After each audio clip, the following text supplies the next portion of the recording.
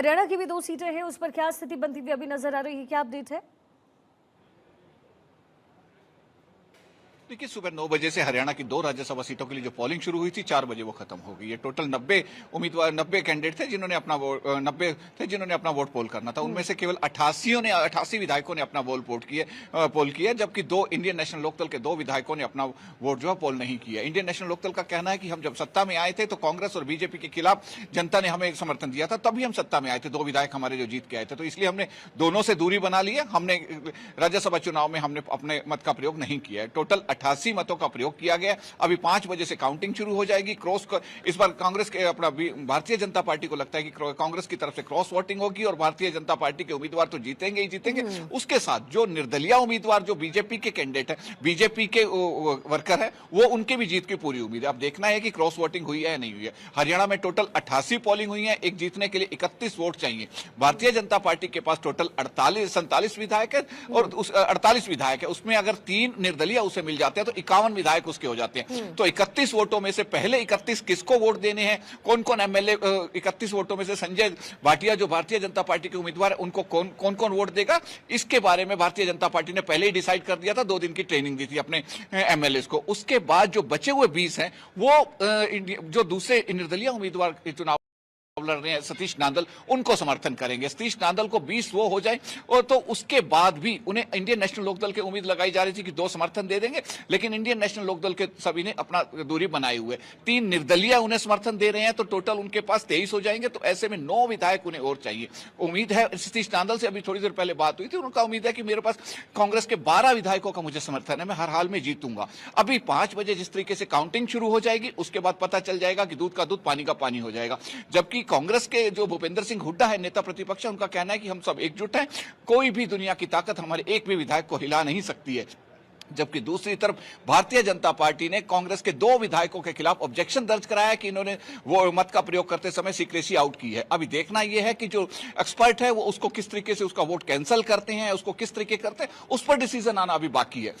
दिलचस्प मुकाबला बना हुआ है, क्योंकि ट्रेंगल मुकाबला बन गया है। सतीश नांदल के आने से बहुत ही ट्रेंगल मुकाबला बना हुआ है। अब देखना यह है कि कांग्रेस के किस किस विधायक ने क्रॉस वोटिंग की है कि नहीं की, या भूपेंद्र हुड्डा जिस तरीके से अपने विधायकों को लेकर शिमला गए हुए थे, उनका कहना था कि हमारे सभी विधायक एकजुट हैं, कोई भी नहीं इधर टस से मस नहीं होगा। अभी कुछ ही समय पहले तक भी भूपेंद्र हुड्डा का यही कहना था कि हम जीतेंगे हर हाल में, हमारे 37 के 37 विधायक एकजुट हैं। अब देखना यह है कि 5 बजे जब काउंटिंग शुरू होगी, जब नतीजे आएंगे, तो क्रॉस वोटिंग होती है। जब जिस तरीके से भारतीय जनता पार्टी निश्चिंत नजर आ रही है, उनके चेहरे पर जो खुशी नजर आ रही है, बार बार एक ही बात कह रहे हैं कि हम दोनों की दोनों सीटें जीतेंगे, जबकि भूपेंद्र हुड्डा कह रहे हैं कि हमारे सभी विधायक एकजुट है। क्रॉस वोटिंग होती है कि नहीं होती है, वो देखना ये अभी दिलचस्प होगा, क्योंकि इतिहास गवाह है, जब जब केंद्र में जिसकी सरकार होती है, उसके पक्ष में क्रॉस वोटिंग जरूर होती है। आपने देखा होगा कि पिछले साल जब हिमाचल राज्यसभा का चुनाव था, तो कांग्रेस सत्ता में थी हिमाचल में, उसके बावजूद भी भारतीय जनता पार्टी ने के पक्ष में क्रॉस वोटिंग करके तो भारतीय जनता पार्टी की फेवर में वो सीट आ गई थी राज्यसभा की। तो यहां भी वही कयास लगाए जा रहे हैं कि हिमाचल वाला किस्सा हरियाणा में भी दोहराया जाएगा। अब जब काउंटिंग के नतीजे आएंगे, उसके बाद ही दूध का दूध और पानी का पानी हो पाएगा। जी बिल्कुल। तो हरियाणा में जो है वो स्थिति अभी पशुपेश की बनी हुई है। क्या नंबर गेम कह रहा है, ये अभी डॉक्टर थानेश्वर शर्मा ने आपको बताया है। 3 राज्यों में से एक तो माइनस हो चुका है अब सर्वेश, क्योंकि हमने देख लिया कि बिहार में जो नतीजे हैं वो सामने आ चुके हैं। अभी फिलहाल क्या हलचल है, मैं देख रहे थे आप पीछे की तरफ भी देख रहे हैं सर्वेश, क्या हलचल है वहां पर? देखिए, पार्टी के नेताओं का आना जाना शुरू हो चुका है और हमारे साथ आरएलएम के माधव आनंद जी हैं, उनसे बात करते हैं। माधव जी, क्या लग रहा था, पहले से ही आप लोग मान रहे थे कि 5 सीट जीतेंगे? क्या लग रहा था, हम तो लगातार विधानसभा सत्र के दौरान भी आप लोगों के माध्यम से मैंने कहा कि आंकड़ा हम लोगों के पक्ष में है और 5 का 5 राज्यसभा सीट हम लोग जिसको जीत के जाएंगे, और लगातार इस चीज़ को मैं इसको दोहराने का काम किया। अब 5 बजने वाला है, काउंटिंग स्टार्ट होगा, नतीजा भी कुछ घंटों में आ जाएगा। उसके बाद जिन बातों का जिक्र मैंने पहले किया था, आज आपको पता चल जाएगा कि जो मैंने दावा किया था उस दावा में कितनी सत्यता थी। विपक्ष ने विधायकों को नजरबंद किया, उसके बावजूद 4 विधायक एब्सेंट हो गए। देखिए, ये सब विश्वास की चीज़ होती है। जब किसी भी पार्टी को अपने विधायकों पे भरोसा नहीं रहेगा, तभी नज़रबंद करने की आवश्यकता पड़ती है। हमारे जितने विधायक हैं सब स्वतंत्र रूप से घूम रहे थे। आपने देखा पिछले 4-5 दिनों में हम लोगों के विधायकों पे कोई पाबंदी नहीं थी। कोई रेस्ट्रिक्शंस नहीं था। आप लोगों के माध्यम से भी हम लोग लगातार मिल रहे थे, एक दूसरे से भी मिल रहे थे, तो कोई रिस्ट्रिक्शंस नहीं था, क्योंकि एक दूसरे के ऊपर हम लोगों का भरोसा है, अटूट भरोसा है। और हम लोग तो एनडीए के सिपाही हैं। आदरणीय प्रधानमंत्री जी, आदरणीय नीतीश कुमार जी, चिराग पासवान जी, उपेंद्र कुशवाहा जी, जीतन राम मांझी जी, जब एक बार आदेश आ गया तो हम लोग उस आदेश का अक्षरशः पालन करने वालों में से जाने जाते हैं। माधव आनंद जी की जो जिम्मेदारी है वो भी बढ़ गई है, मधुबनी को संभालते हुए अब उनको पूरी पार्टी की कमान भी संभालनी है। दिख रहे होंगे आप, इसीलिए जीत तो तय ही थी और जीत हो रही है। आपकी भी जिम्मेदारी अब बढ़ गई है, उपेंद्र जी जा रहे हैं राज्यसभा, और आपकी आप मधुबनी के साथ साथ अब पार्टी की कमान भी आपको संभालनी होगी, तो निश्चित तौर पे आपकी जवाबदेही बढ़ गई है। और क्या चाहेंगे कि उपेंद्र जी को मंत्रिमंडल में जगह मिले मोदी कैबिनेट में फिर से? देखिए, जिम्मेदारी तो पहले से भी मेरे पास थी, ऐसा नहीं है। पहले भी हम और उपेंद्र जी दोनों फाउंडर जो है रहे हैं, और लगातार पार्टी का संचालन जैसे मेरे द्वारा किया जा रहा था, शुरू से ही किया जा रहा था।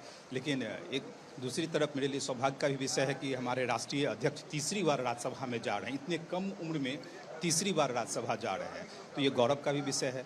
और रिस्पॉन्सिबिलिटी तो पहले से भी थी, विधायक दल के नेता भी हैं, राष्ट्रीय प्रधान महासचिव भी हैं, तो जिम्मेदारी तो मेरे ऊपर पहले से थी। लेकिन ठीक है, उपेंद्र जी को मंत्रिमंडल में जगह मिलनी चाहिए। अब वो तो प्रधानमंत्री जी का विशेषाधिकार है। ठीक है सर्वेश, अब बातचीत अपनी जारी रखिए। इसी बीच मेरे सहयोगी सर्वेश ने बातचीत की है केंद्रीय मंत्री श्रवण कुमार से, आपको सीधा सुनवाते हैं।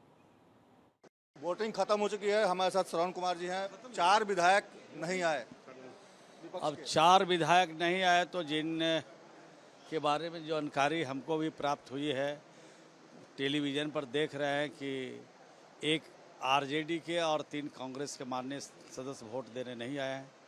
अब किन कारणों से नहीं आए, तबीयत खराब है, कहीं बाहर गए हुए हैं, तो उनके पार्टी के लोग ही बताएंगे कि वो कहाँ हैं, किस परिस्थिति में है और किस परिस्थिति में वोट डालने नहीं। नजर बंद करके रखा गया था विधायकों को, उसके बावजूद 4 लोग गायब हो गए। नहीं, यही न है। अभी देहात में हम लोग सुनते थे कि 4 पैर वाला को बांधता है, या 2 पैर वाले को बांधने की कोशिश करिएगा तो रिजल्ट बेहतर नहीं होगा। आपके 5 जो उम्मीदवार थे उनकी जीत सुनिश्चित हो गई है।